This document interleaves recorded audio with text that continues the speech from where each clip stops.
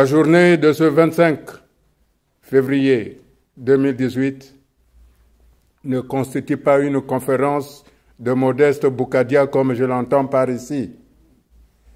C'est le lancement d'un grand mouvement qui doit appeler toutes les forces politiques du Congo, toutes les forces de la société civile, notamment les syndicats, la force publique, de se joindre à cette exigence nouvelle qui est la construction de la démocratie au Congo.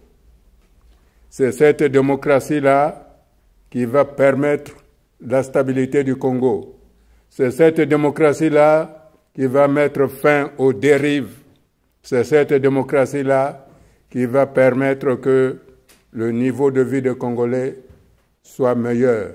Nous ne pouvons pas indexer, comme on l'entend par ici ou par là, que le problème, c'est la France. Non, la France est un État. Et un État n'a que des intérêts. Mais dans cet État-là, il y a des amis. Et surtout, nous les Congolais, nés Français, devenus Congolais par la force de l'histoire, nous sommes presque la même nation entre le Congo et la France. C'est pour ça que nous sommes certains que la France nous écoute. Et si je parle devant vous de la France, je sais ce que je dis. Alors, ne nous trompons pas d'ennemis en disant que c'est la France le problème. Le problème, c'est Sassou. C'est Denis Sassou qui est l'ennemi numéro 1 de la démocratie. C'est Denis Sassou Nguesso. C'est Denis Sassou qui est l'ennemi de l'Union nationale. Parce que figurez-vous, en 1960, la France était toujours là, avec le président Youlou et le président Jacques Opango et le président Félix Tshisekedi. Le Congo était classé parmi les pays les plus alphabétisés du monde.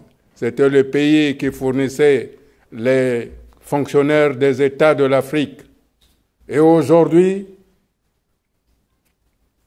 par la mise en place d'une politique de division pour mieux régner, toutes ces structures-là sont détruites.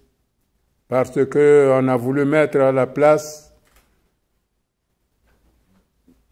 des compétences qui n'étaient pas avérées. Parce qu'on a voulu mettre à la place des Yaka Noki Noki. Et le résultat est là. Il y a des faillites, 3 faillites, des faillites frauduleuses. C'est pour cela que j'appelle une fois de plus les Congolais de l'étranger, les Congolais qui sont au Congo, d'exiger cette conférence internationale qui ne doit avoir comme but que le départ sans condition de Denis Sassou, parce que c'est lui qui nous divise.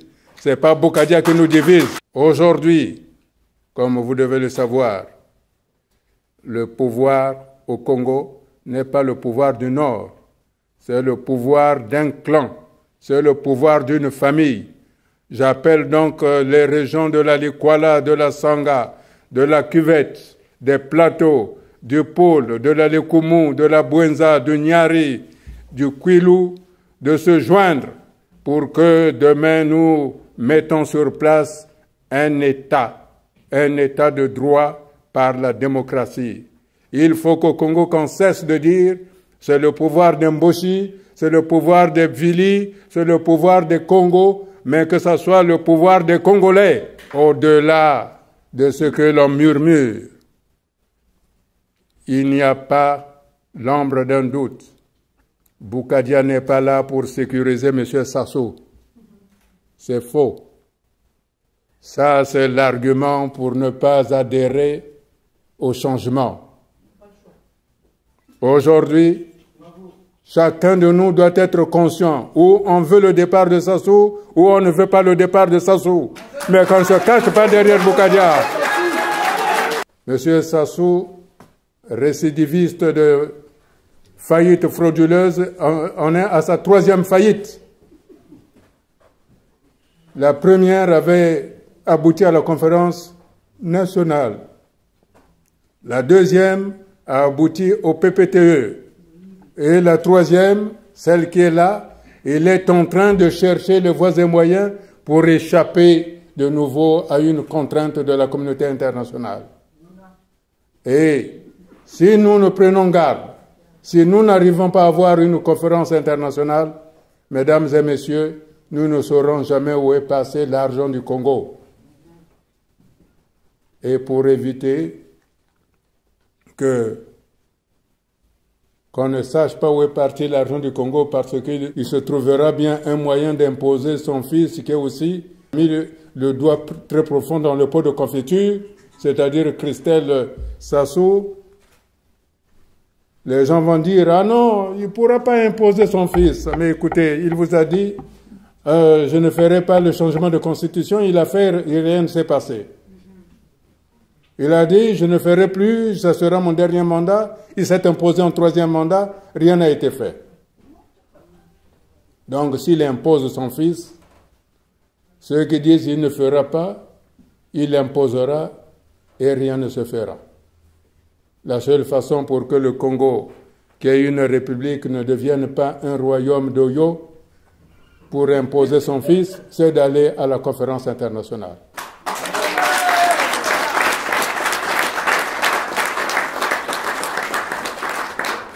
Et là, j'attire l'attention de ceux qui manipulent un double langage sur la notion de la conférence internationale, qu'ils jouent un jeu dangereux, qu'ils laissent Sassou avec les cartes en main de faire ce qu'il veut. La conférence internationale à laquelle je vous invite ne sera pas financée par le Congo.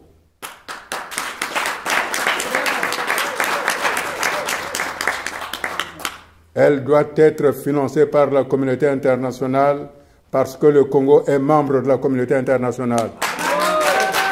Lorsque le Congo, tout le Congo, voudra bien avoir cette conférence, Denis Sassou ne pourra pas dire qu'il ne viendra pas, comme il a dit dernièrement au président de la République démocratique du Congo, au président de l'Angola, au président du Gabon, que je n'irai pas à cette conférence internationale. Il viendra. S'il ne vient pas, c'est son problème et les absents ont toujours tort. Pourquoi cédons-nous aux paroles de haine? Pourquoi cédons-nous aux paroles de division? Pourquoi n'arrivons-nous pas à nous transcender? Alors que nous sommes ici en France, en Europe, des pays qui ont connu des guerres, et les pays qui se sont combattus ont fini par s'entendre. Ça, c'est des pays qui ont des frontières. Et pourquoi nous, Congolais, dans une même frontière, dans un même espace, nous n'arrivons pas à nous entendre? Pourquoi nous n'arrivons pas à nous entendre? Parce que un homme ne veut pas qu'on s'entende. Et cet homme-là n'est autre que Denis Sassou, l'ennemi du Congo, que ce soit du nord, que ce soit du sud, c'est Sassou. Enlevons Sassou et vous verrez que nous allons de nouveau être le Congo qui disait « marchons tête haute fièrement ». C'est ça ce que je vous demande. Je voudrais mettre en garde M. Michel Ngakala, qui a ordonné l'arrestation des membres de CDRC pour faire son coup d'État. Je mets en garde M. Ngakala, qui a manipulé pour se substituer à Sassou en éliminant Blaise Adoua, en éliminant Avocat, en éliminant Nsuru. Maintenant, il est en train de comploter contre Dabira, il faut que ça suffise ces affaires-là. Il faut que ça suffise. Et je mets aussi en garde ceux qui ont manipulé Jean-Marie Michel Mokoko, disant qu'on va en faire un président, et comme il n'a pas beaucoup de militants, on va organiser des élections anticipées législatives, on sera en majorité à l'Assemblée nationale et on va le balayer pour prendre le pouvoir. Ce n'est pas comme ça qu'on fait de la politique. Bougadia est un sécessionniste. Ils connaissent le mot sécession, eux? Ils ont été à l'école, non? Bougadia, c'est un extrémiste. Ça veut dire quoi? C'est moi qui rends les frontières poreuses du Congo, où on fait transiter les armes qui vont tuer les Français ici, avec le Bataclan ou... c'est moi? Tout le monde sait que les armes qui ont fait le Bataclan et Charlie, ça venait de Pointe-Noire. J'étais le président.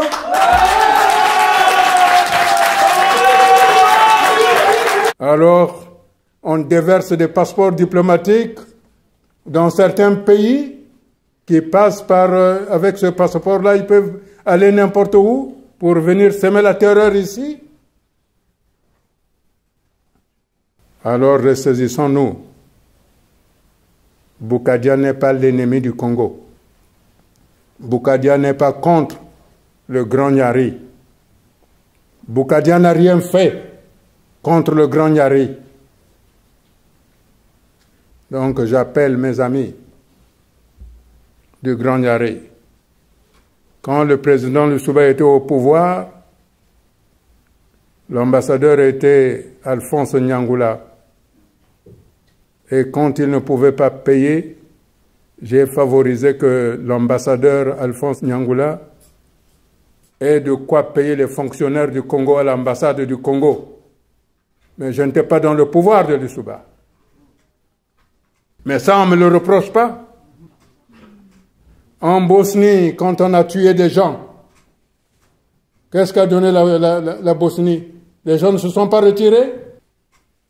On tue les gens du pôle, tout le monde crie, parce que Bougadia avait proposé une solution pour qu'on ne tue plus les gens. C'est un sécessionniste. Mais quand j'ai empêché Sassou de détruire la Bouenza, on ne me le reproche pas ça.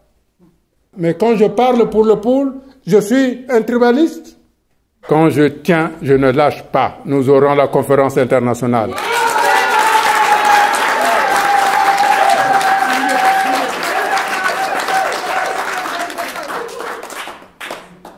Nous aurons la conférence internationale parce que nous souhaitons que nos jeunes qui sont ici repartent au Congo, œuvrer pour le Congo. Nous souhaitons la conférence internationale parce que je ne veux pas que mon pays, le Congo, serve de base arrière au terrorisme qui vient ici en Europe. C'est ça. Alors, j'invite mes amis des autres tendances politiques qui pensent que je suis un extrémiste parce que je veux l'union nationale, de se ressaisir. C'est ensemble que nous devons œuvrer. C'est ensemble que nous devons bâtir le Congo. Mais au-delà des Congolais, il y a les autres pays africains aussi qui nous regardent, qui ont les mêmes difficultés. Et il faut un exemple. Montrons l'exemple d'une certaine unité pour que ce pays-là aussi rentre avec nous, soit avec nous et que nous aide.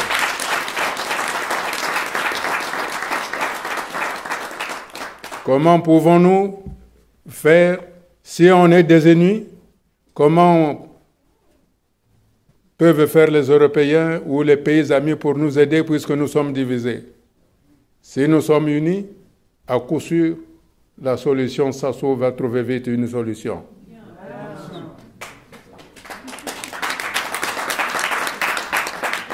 Et là, je peux vous donner ma parole d'honneur que si on est unis demain, le lendemain, Sassou n'est plus là.